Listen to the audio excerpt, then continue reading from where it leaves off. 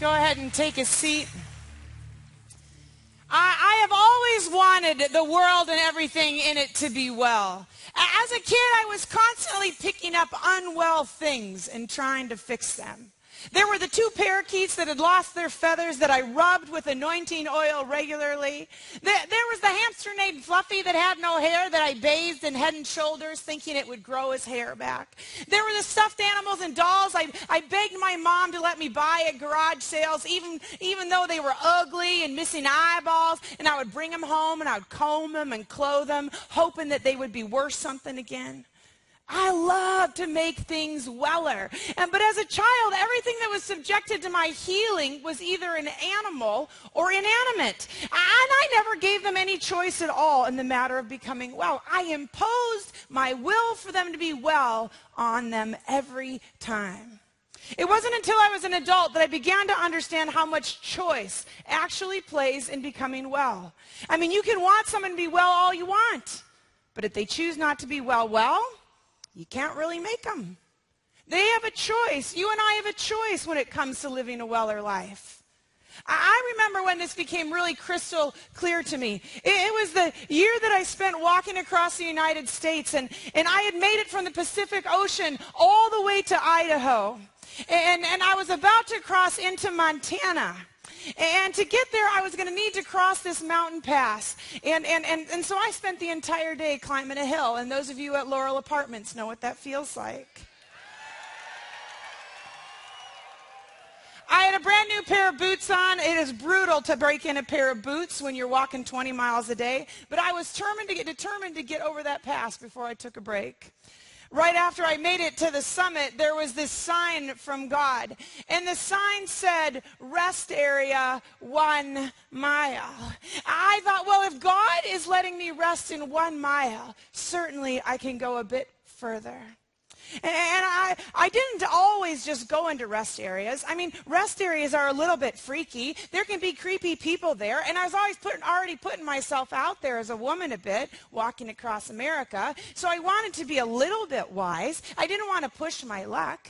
My rule was there had to be at least 2 vehicles in a rest area if I was going to go in there. And the way I figured out, if there was crazy people or crazy person in one vehicle, I could always run screaming towards the other one. And so I always had this rule. I know the Bible says be innocent as a dove, but it also says be wise as a serpent. And so as I approached the rest area, I saw I was in luck. There were 2 vehicles, a truck and a motorcycle. Not my mom's idea of safe, but 2 vehicles nonetheless. And so I walked forward, super eager to rest my feet. I didn't want to press my luck by going back under the picnic area. That's always a little scary, and nobody can see you. And so I just picked a spot in the shade of that little map case by the road. Maybe I wasn't wise as a serpent, but maybe like a salamander. And I sat down, and I took out a package of brownies that a pastor's wife had made me as a gift that morning. I started to untie my boots and look at the damage on my feet. And it was then that I noticed a man coming out of the picnic shelter and walking towards me. He was making a beeline towards me, and pretty soon he was standing right in front of my little shelter, and he asked if he could join me. And I was thinking, you have your own picnic shelter. What you up to? You know, he's just standing there. And I looked around for the driver of the other vehicle in case this was the creepy person, and I didn't see anyone. So I said, do you want a brownie? I figured a good brownie might take his mind off any bad things he was thinking. And so he took one. And he asked me where I was headed. I said, I'm headed to the Atlantic. He actually didn't seem all that impressed. And so I asked him where he was headed. And he said, I'm on my way to Oregon. But he didn't give me any more details about that. He asked me why I was walking. And I said I was trying to learn to walk like Jesus walked. I asked him why he was headed to Oregon, and he said, I'm looking for a job. But right now, I'm headed into the next town to look for a motorcycle helmet I can steal because Washington State has a motorcycle helmet law. Now, I didn't want to ruffle his feathers, seeing as how he just calmly told me about his next robbery. So I didn't really say anything, but I did think it was kind of funny that it didn't seem odd to him at all that he was going to steal to abide by the law. And it's a little bit like Frappuccino and lemonade. Those things are not exactly, they don't really go together. It was at that moment that I remembered that the pastor I'd stayed with the night before, he had a motorcycle in his garage, and so I had a sneaking suspicion maybe there was a helmet that went with that cycle. And so I said to the man, you don't need to steal a helmet. I bet I could get you one for free. The pastor I stayed with last night, he had one in his garage, and I bet he would give it to you so you don't have to steal. Pastors like to help people out so they don't have to break the law. The man just took another brownie without me offering, but he didn't say anything. And so I took that as permission to keep talking. Silence always inspires me. And I said, in fact, if you're looking for a fresh start, I know a man who can help you. His name is Jesus, and he's all about fresh starts. The man didn't say anything. He took another brownie. And I just kept looking at him, and he just kept looking straight ahead. So I kept talking. Any of the three, you could have another brownie, I guess, or a helmet so you don't have to steal one, or Jesus, if you want. He still just looked straight ahead. I started to pray for three things. One, that he wouldn't take another brownie because my supply was running short. Two, that he would accept the offer of the helmet so that he could abide by both laws, the helmet one and the stealing one. And three, that he would accept Jesus' offer or a new beginning. The man took another brownie. Strike one. The first prayer went unanswered. After a few minutes, he stood up and picked up his army rucksack, and he started walking towards the motorcycle. And about 10 steps later, he turned and looked over his shoulder, and he said, I guess I'm just not ready to give it up yet. Strike two, strike three. And he got on his bike, and he drove away. People have a choice. When it comes to living a weller life, no one can make someone be well if they don't want to be well. All the brownies in the world doesn't bribe people if they're not ready to be well. All the people I know that are well have made a choice to be that way, to participate in a process. Truth is, CHIC, as great as CHIC is, it can't and won't change your life unless you make a choice to change your life. That's just the truth. With Jesus, you can become a new creation. Jesus is always willing to offer fresh starts at any moment for every single one of us. Jesus is ready to make people well, but he won't make anyone well. Even when Jesus was walking around on the earth, he didn't walk around with a magic wand saying, well. That's not what he did. He didn't sprinkle a little magic dust on people, making them well without their permission. Whoo, sneaky well. He didn't do that. In fact, as a general rule, he asked people if they really wanted to be well at all. And this is what Jesus does in this passage we just heard in John chapter 5. The story begins as Jesus is walking into Jerusalem for a celebration called Passover. It was the celebration of when the Jewish people were set free from the things that had held them captive. Everyone coming into town was ready for a party. They wanted to celebrate. But when Jesus arrived into town, he didn't join up with those who were celebrating. He joined up with people who were not celebrating at all. He was immediately drawn to people who were not well and didn't find much reason to celebrate. Jesus headed straight for those people who needed help, those who were stuck, those who were held captive by their sickness, their struggle, their sin, or their circumstances. After all, it was and always will be his mission. He himself said, I didn't come for those people who are already well. I came for those who need help getting well and staying well. And so after Jesus arrives in Jerusalem, Jesus goes to this pool of water that's called Bethesda. This pool of healing waters is there, and people would gather around this pool hoping for some sort of magic to heal them. The blind, the lame, the paralyzed, they would gather there hopeful. Maybe something will happen to me this time, that the water would change their lives. All around the pool were colonnades, 5 pillars. 5 pillars, a structure around this place of sickness. And the sick people all stayed underneath this structure. And this structure had been there for a very long time. It was a permanent structure. A permanent structure built around stuff that's not well. A structure that would not just easily be set aside. A building that was there to stay.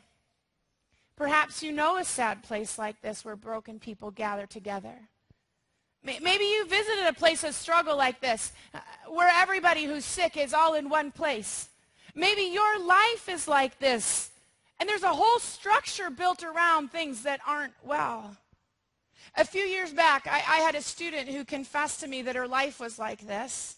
It wasn't only some stuff that was unwell. It was her whole life had been built around a bunch of unwell stuff. See, she had an online life that was really different than her real life. She began this online life at 12 years old.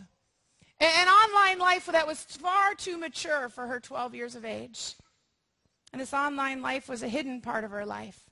Hidden passwords, shutting down the screen anytime anybody would come. She told me she knew from the beginning that it was wrong because she always felt dirty afterwards. And that from the beginning, the fact that it was hidden and sneaky, it confirmed that, well, it probably wasn't the best thing to be doing. But it became such a part of her life.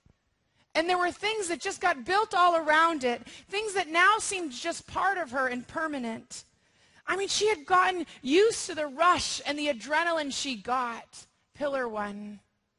She'd gotten used to the affirmation she got by being that girl on that screen. Pillar two.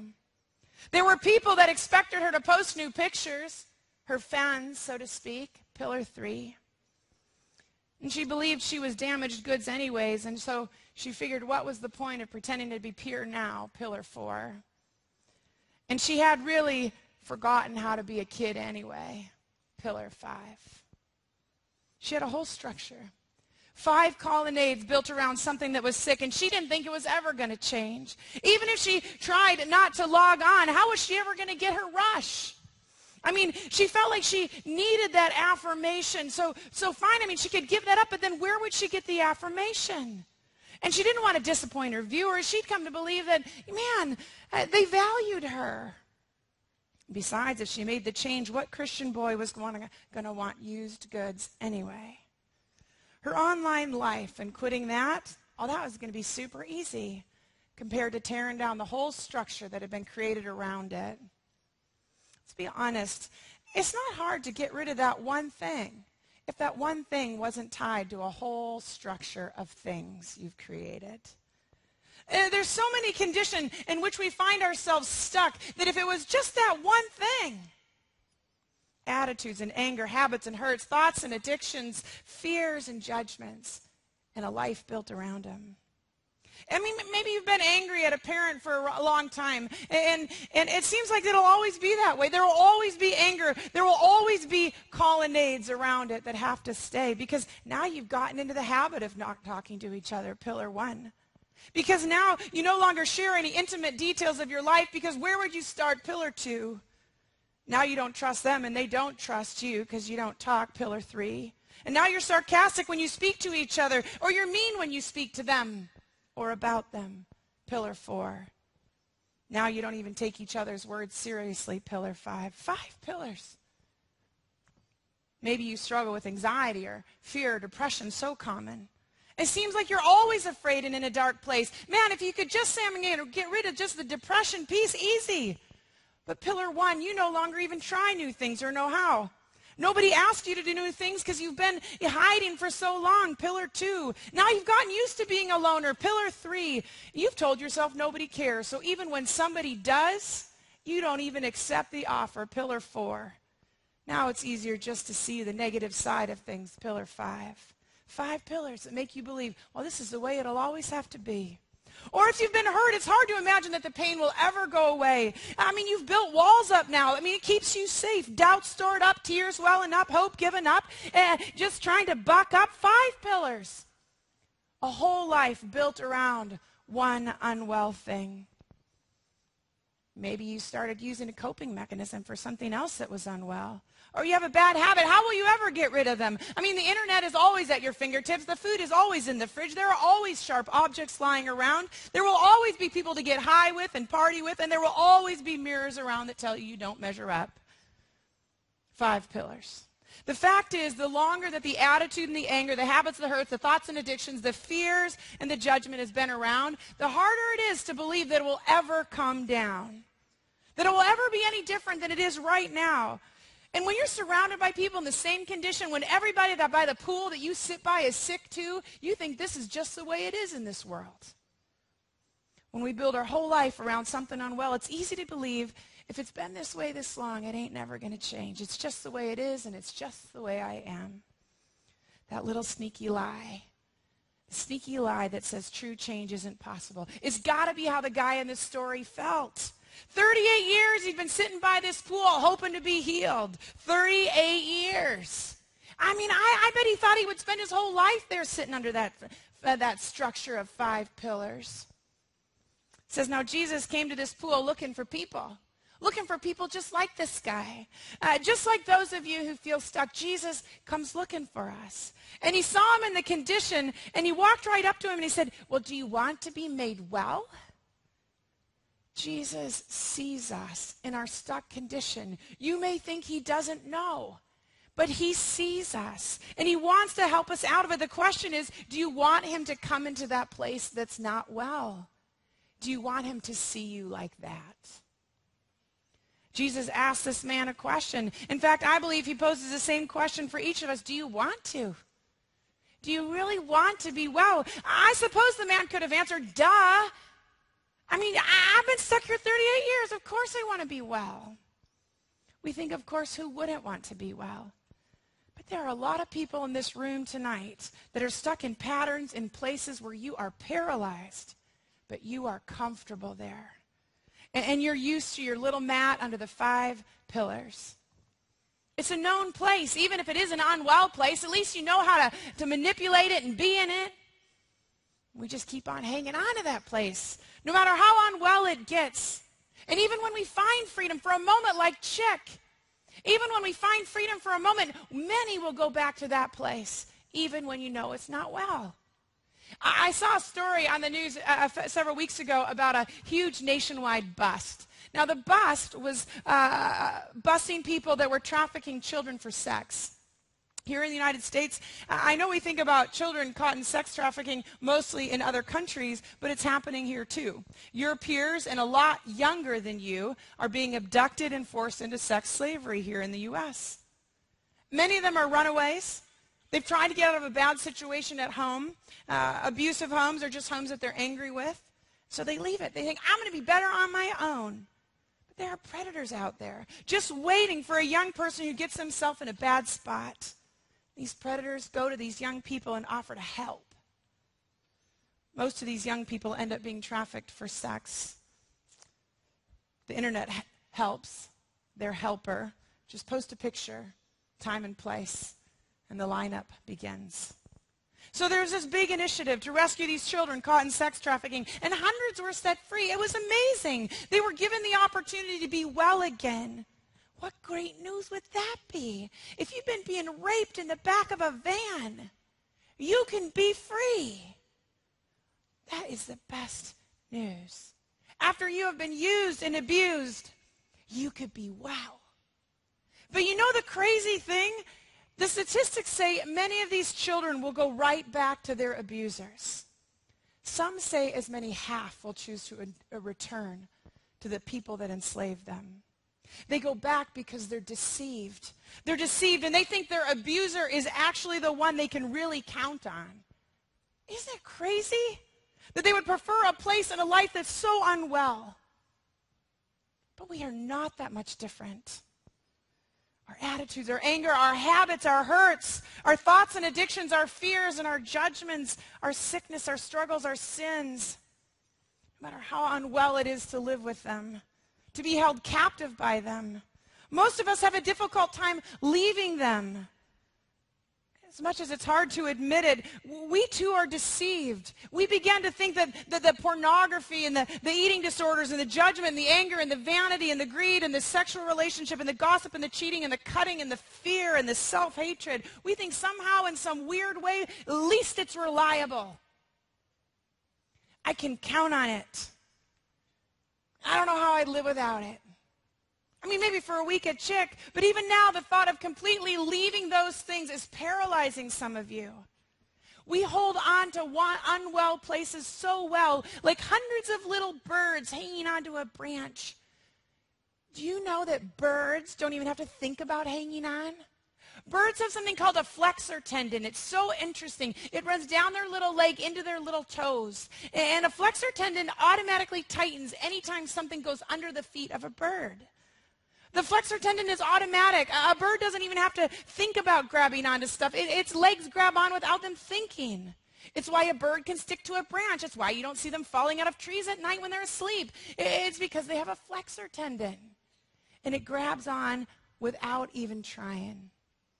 A bird actually has to think and make a choice to let go, to fly. It has to make a decision to not hold on to what it's holding on to if it is going to reach new heights. I think we're like these birds. We are grabby little buggers. We have flexor tendons in our souls, and we hang on to stuff automatically. We hang on to our past and our pain, and we hang on to our habits and our hate and our sin and all our selfish desires as if we have no choice in the matter. But I am here to tell you, if you want to be well, you're going to have to make a choice to let go. To choose to intentionally release all these things that have been holding on to you and all these things that you've been holding on to. And you're going to have to choose not to grab on again, which is the hardest part. Jesus says, do you want to? Want to? Do you want to be made well?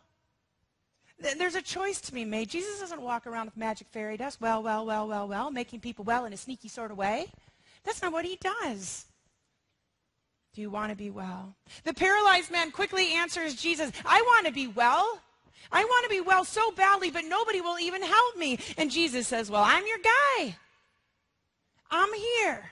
I'll help you get unstuck. I'll make you well.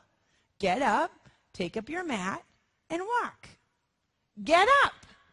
The burden that has been the boss of you, the problem that has paralyzed you, the anger that has anchored you, the habit that has held power over your life, get up. Get up. Make the choice to move away from the places where you have been unwell. I'm not necessarily super unwell with TV, but I'm marginally unwell with TV. And I know this, that after I've preached, and this week, because it's twice every morning, and then tonight, it's a lot of speaking. And so a coping mechanism for me is like, I just want to go back to the hotel and I want to watch stupid TV. Mindless TV, like HGTV or TLC, the dumbest things, like, duets or like Dancing with the Stars or all these the stupidest shows. And I don't even really care about them, but they're mindless and they go on. When I came this week, I'm staying in a hotel. I knew God said, Judy, no TV. Well, that's hard. I'm in the hotel room by myself. Nobody to hold me accountable. And so what I did was I hung all my dirty underwear on the TV. This is truth. I told the woman who was cleaning my room, I said, Jackie, don't take them down. I'm using them for something. And so that every time I go, I think, no, I don't want to watch TV through dirty underwear. Get up. Make a decision to move away from that thing. If you're hooked on porn, get rid of your smartphone. Or do you have 5 pillars? That's the only way I can stay connected. I have to be on Facebook. Everybody else has one. I don't know what I would do without it. Well, I don't even know my way home without my GPS. I mean, I don't know. Man, do you really want to get well? Get up. Make a decision to be done with the things that hold you captive. If you struggle to keep yourself grounded because everything on Facebook makes you feel really good about yourself and really popular, or you hate and despise yourself, get off Facebook. Set yourself free. If you are in a sexual relationship with a young man or a young woman who you're not married to, get up and get your clothes back on and move away.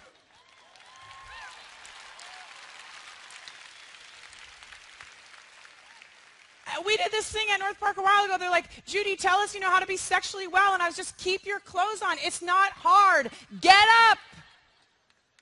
You have to make a decision. Listen carefully about choice again. Jesus can make you walk, but he won't make you walk. You have to get up. Jesus can remove all the obstacles out of your way so you can move forward, but he won't make you move forward. That's your choice. Nothing needs to stay the same when Jesus comes and asks you, do you want to be made well? The Bible says you could be an entirely new creation. The old could completely go. The pillar's gone. The pool dried up. But you got to get up. If you will simply respond, no matter how long you've been stuck in your particular place under those 5 colonnades, with the help of Jesus, you could get up.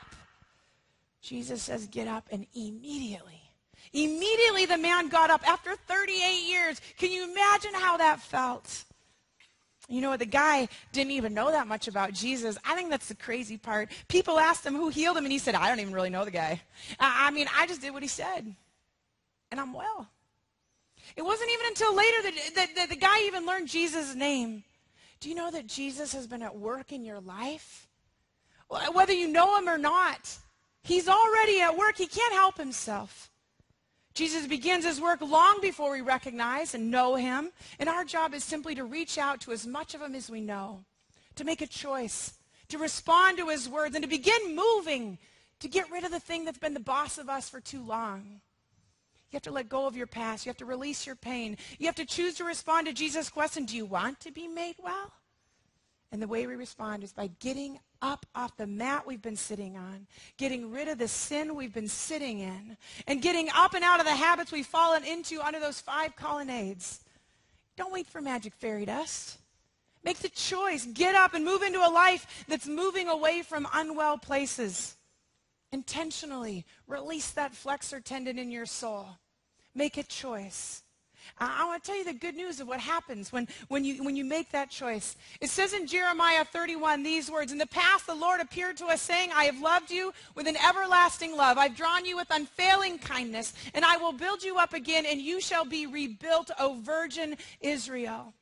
When you choose to respond to Jesus' words to get up, we get to experience everlasting love. A love that draws us in an unfailing way, that's never fickle, never capricious. And this love of God for us through Jesus, it builds us up again until we're made well. I will build you up again, and you will be rebuilt, O virgin Israel. Let me tell you why it's so important that we end the phrase with, O virgin Israel. At the time the prophet Jeremiah spoke these words, Israel ain't no virgin. The nation of Israel had been both promiscuous by choice, worshiping other gods and giving herself away, and the nation of Israel had been invaded and taken advantage of by other nations that surrounded her. Israel was no virgin. I want you to stretch your mind here and think beyond sex, which is hard for some of you, but try, and to consider that there are many ways in which we have lost our virginity. We've given parts of ourselves to the world, and we have let the world penetrate us. We're not innocent as a dove as we should be. In fact, most of us have been regularly penetrated by things that should not have invaded us. Anger and greed and vanity and pride and indifference and judgment and sickness and struggle. But God says to this nation that has been penetrated by the world around her, I've loved you with an everlasting love. The love that God has for people, it doesn't change because the person is so messed up. God's love for you never decreases no matter what you do. God loves you the most he will ever love you right now.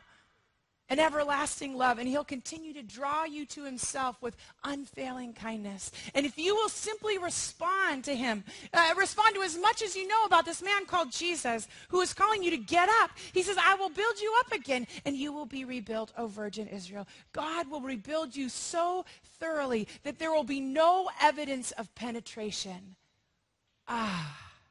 I have students that come in all the time, primarily young women, but some young men as well. And they come in and they're upset and they're crying. And at the end of some coaxing, they'll say, I lost my virginity.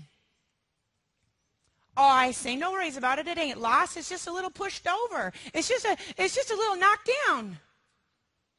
God is going to rebuild it, because this is what he says. I've loved you with an everlasting love, and I've drawn you with unfailing kindness, and I will build you up again, and you will be rebuilt, O virgin Israel. It does not mean that you will forget the pain and the hurt and the habit and the attitude and the sin and the struggle and the circumstance. That stuff will all just be there. It's not like your life never took place. I'm telling you, that man could recount that 38 years for the rest of his life. But his life was so rebuilt by a loving God that the pain, the struggle, the sin, the habit, it was no longer like a part of his life, not in a penetrating way. And his circumstances didn't define him anymore. He just got to carry him around as a testimony. Jesus says, get up, take up your mat. And at once the man was cured, and he picked up his mat and walked. The day that this took place was the Sabbath. So the Jews said to this man, for you are to be carrying nothing on the Sabbath. It's the Sabbath. The law forbids you to carry your mat. But the man replied, but the man who made me well said, pick up your mat and walk. And this is where we see that the point of a person being well isn't just about them being well. Jesus is not just doing something for us, but with us, through us. Pick up your mat. It was the Sabbath. No person's carrying anything. When Jesus instructs this man to take up the mat and walk around, it's for a reason. It's to show off the miracle. Being publicly honest about the mat you used to sit on, the sin that God sets you free from, is part of your witness. It's a witness to a God that made it possible for you to actually pick up your mat because your legs work. Take up your mat. For people who are Christians, there's no shame in what we once were. It's just something we once were. Our past struggle does not define who we are. It's just what we did for a season of our life. But Jesus set us free. Look at the mat we're carrying around. When I first responded to Jesus' call to get up and to leave my very comfortable but very unwell place by the pool, I wanted to pretend I never lived by that pool at all. I wanted my past to go away and simply disappear. I wanted to be the changed person without having to testify what I was changed from. At the time that I surrendered my life and all my unwell habits to Jesus, I was working at a bar. At the time, I thought it would be best to just quit, to run away from the place where I participated in so many unwell activities. But before I could turn in my resignation, God's Spirit came to me and said, it is in the change that I am evident. You stay where you are. And so I took up my mat. I took up my mat and told people who I used to be. The things that are true about me. I did lose my virginity at age 16. I did it as an act of spite because I was with a dad I never saw, and I said, because you don't love me, I'm going to get love. This is the truth. This is on my mat. I used to lay there. I couldn't forgive my dad for 9 years, didn't speak to him at all. That's the truth. I drank 3 times a week for a decade. That's also true. And I used to lie about just about everything I could lie about. This is the stuff I used to sit on. This is the sickness I used to sit in. This is the truth of my life. But you know what's so great? When Jesus came and said, Judy, get up and take up your mat and walk, you know what happened is he began to build me up again. And when I married my husband, I married him as a pure woman. That's the truth. And if you ever get to meet cute husband Jeff, he will testify. I reconciled with my father 10 years ago. I don't have one addiction. Been set free from all of them. That's also the truth. And now I get to walk around my whole life speaking the truth because I lied so much. In the Old Testament, it says, cursed is the man who dies on a tree. But in the New Testament, it is that exact thing that indeed God uses, a man dying on a tree to wipe out our curse. Because who else could do that but God? That's the testimony. That's the witness. That God makes beautiful things out of dust. You sang it. That's the truth. I took up my mat. I carried it into every shift I work. Oh, it was so uncomfortable at first. All those unwell people liked the unwell me. They were my friends, and they didn't like me as much anymore. They wanted the girl who took shots with them, who wore the short skirt and laughed at all of their bad jokes. And I had to learn fast how to be a visible witness to a mat-carrying miracle. I had to learn. And I would respond, where is she? You're asking me where she is. I once was her. But Jesus asked me if I wanted to be well, and I said yes, and I got up. And I'm not going back. Get up, take your mat, and walk. Jesus has one more recorded conversation with this man. He finds him in the temple and says, see, you're well again. Now stop sinning so nothing worse happens to you. I like that Jesus comes to this guy again. Jesus has come to me and talked to me again too. Mostly when Jesus comes to me these days, he reminds me that he loves me with an everlasting love. And that his plan is to rebuild me so that I will once again be as innocent as a dove with no evidence that I've been penetrated by the world. And because his plans are to rebuild, he says to me daily, stop sinning. People have a choice when it comes to living a weller life. And not just a one-time choice at an event like CHIC, but a daily choice. No one can make you stay well even after you get well.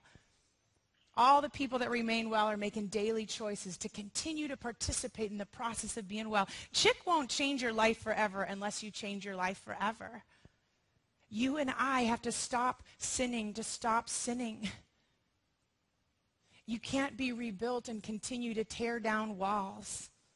It's interesting, in staying at the bar and restaurant that I worked at before I got well, I had so many opportunities to show off my mat. It was so great. I remember two of my regulars, Izzy and Hugo, who I loved very much. Two of my regulars at the bar. It was a memorable moment for me. Izzy said, I've never really thought about whether or not Jesus is true. I haven't really cared. But I wanted to know, does Jesus work like they say he's going to work? Does he really change lives? But I look at you and I think it works. It was such a memorable moment for me because at that moment I could rejoice in the fact that not only had I gotten up and walked, but I had begun to stop sinning so much that Izzy noticed. Do you want to be well? Get up, take up your mat, walk, and stop sinning. Jesus is ready to make it possible for you to walk this out. He says, I won't leave you orphaned. I will give my spirit to you so that you have the power to do this. But you'll have to walk it out for it to work. Or as they say in AA, it works if you work it. This is not magic fairy dust. Jesus will not make you well and make you be well if you don't want to be well or stay well. You have to make a choice sometimes every day, sometimes 10 times a day, to move away from unwell places, to release your flexor tendon, to not go back to those places where you're captive, and to give up sitting by the pool where all the sick people sit. Get up, take up your mat, and walk, and stop sinning. Some of you might be saying, and I don't know your circumstances in life, and that is true. And you might say, change is impossible. My stuff's been around too long. This guy was there 38 years. Ain't none of you in high school been dealing with something 38 years. Some of you are rightly saying, yeah, I get you, but what about me? Because the place you feel stuck in isn't a result of your sin per se.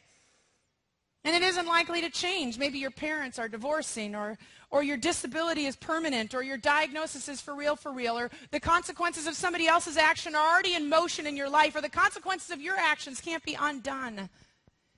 And the circumstances you have to live with are not entirely under your control. And to you, I just want to say this.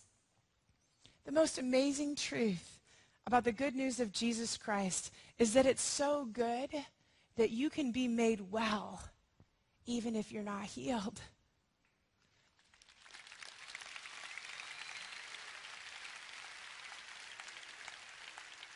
You can be made well even if the circumstances that surround your life that you're not in control of don't change. Fact is, I know people serving life in prison who have been made well, set free by the good news of Jesus Christ. I know people who are from families that are crazy and broken who have been made well because they live in the family of Jesus Christ. I know people who live in poverty who are so rich in Jesus.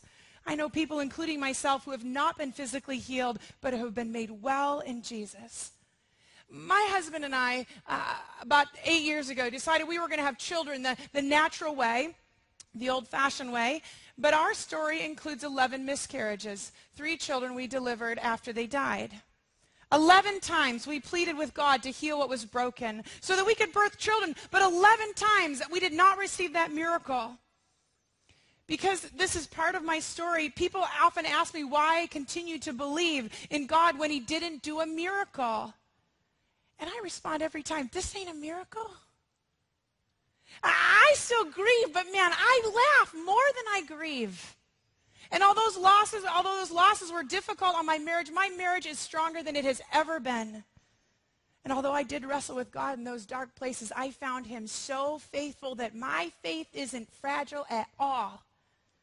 And although I do not have my own children, God has given me thousands of North Parkers to love and to love me back.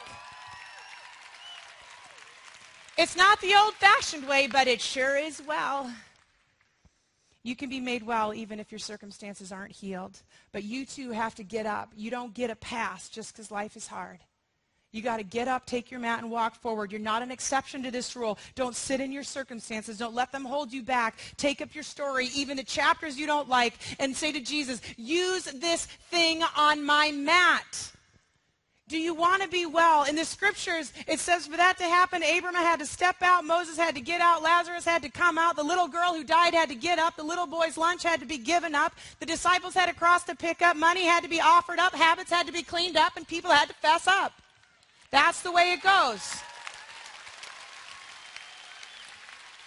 Do you want to be made well?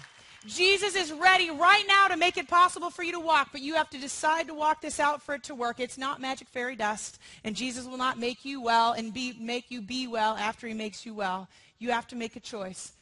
Absolutely, sometimes every day, sometimes 10 times a day, to release the flexor tendon, to refuse to go back to the things that hold you captive, to give up sitting by the pool in the place you sat for so long. Get up, take up your mat, walk, and stop sinning.